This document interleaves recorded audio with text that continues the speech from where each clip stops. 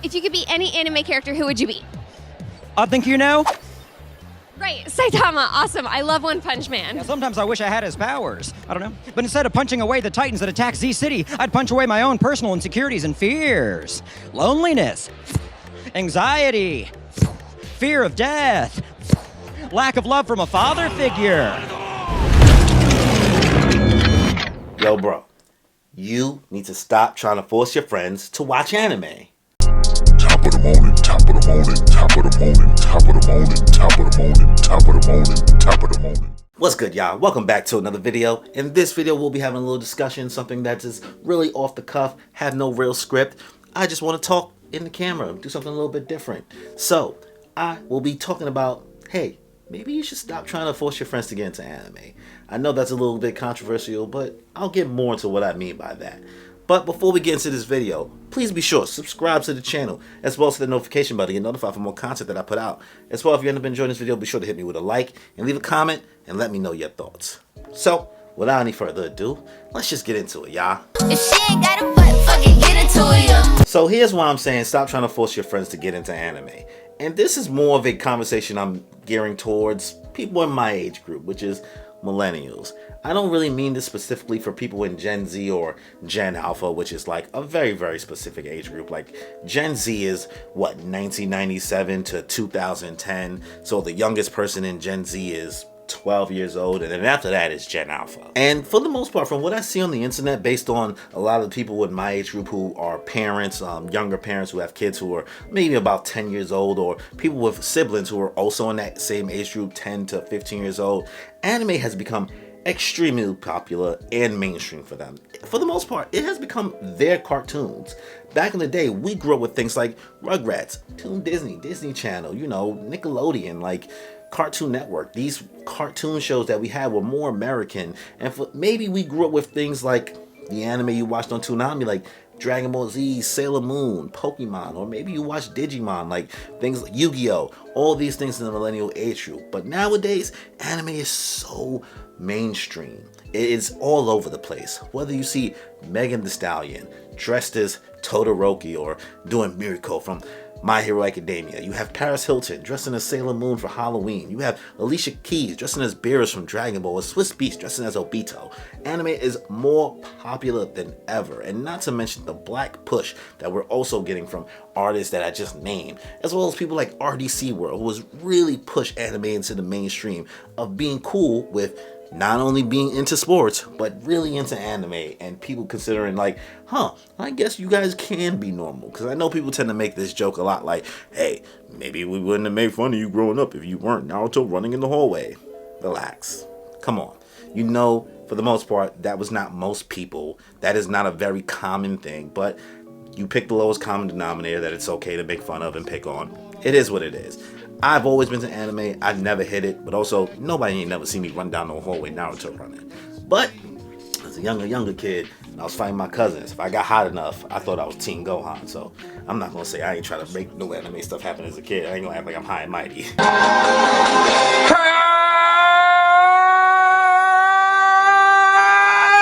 But yeah, back onto the topic with millennials and anime. For you guys, you know, people who have millennial friends in this age group, you probably shouldn't push too hard into getting your friends into anime, especially with it becoming a little bit more mainstream. I know it's really, really tempting, and people tend to say like, yo, you're missing out on peak fiction or peak character development, and oh, you would love certain series, blah, blah, blah, blah, blah. And you know what? I think that it's okay to recommend, but don't push too hard. The best way I can kind of say this is wait until your friends actually come to you and they want to actually watch it.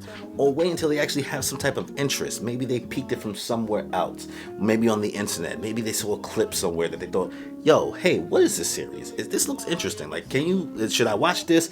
Things like that. And maybe you haven't watched anything as somebody who's into anime, but you should do your best at that point to try to recommend a series to them that really does fit their taste. Like I said, everything is not for everybody. And you, for the most part, if that's your friend or somebody you're somewhat cool with, you know what they watch, you know what they're into, you know what tickles their fancy. So don't go and recommend something the complete opposite of the spectrum.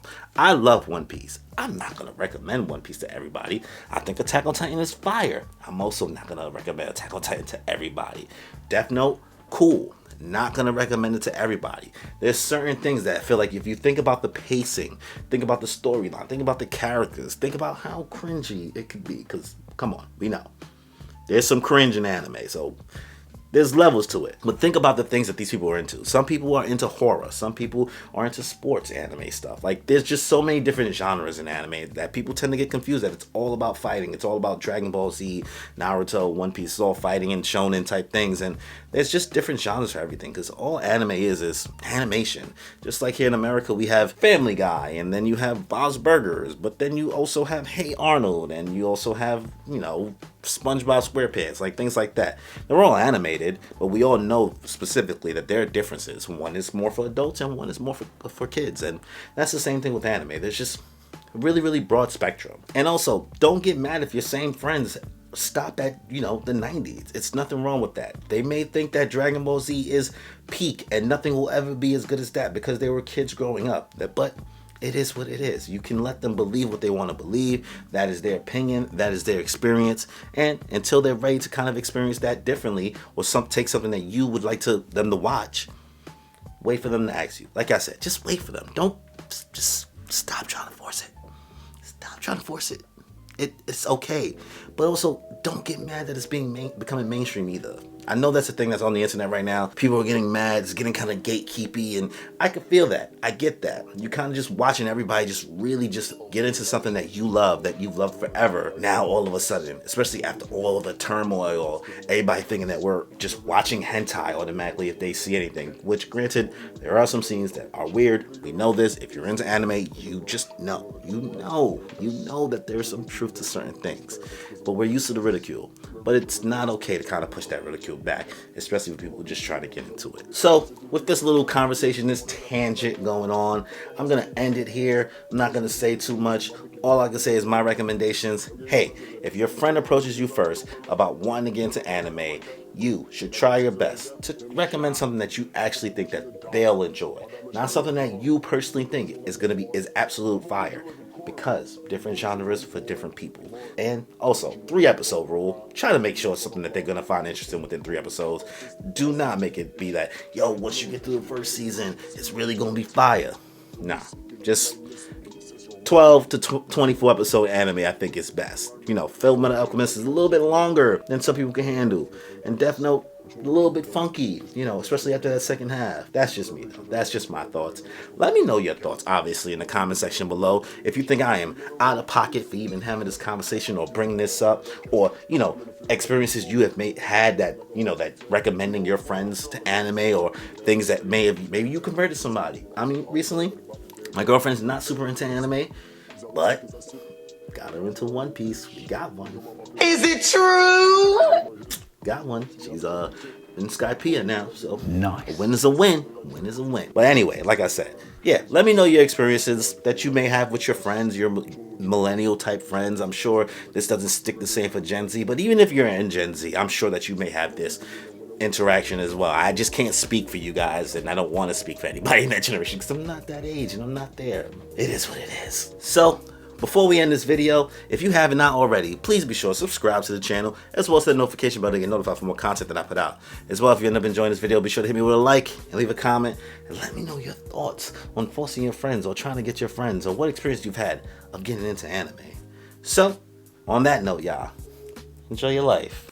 I'm feeling great and feel the vibe. I'm really grateful we alive. And I'm feeling great cause lately I've been on the way to something great. And I feel alive cause I create like every day and I'm on to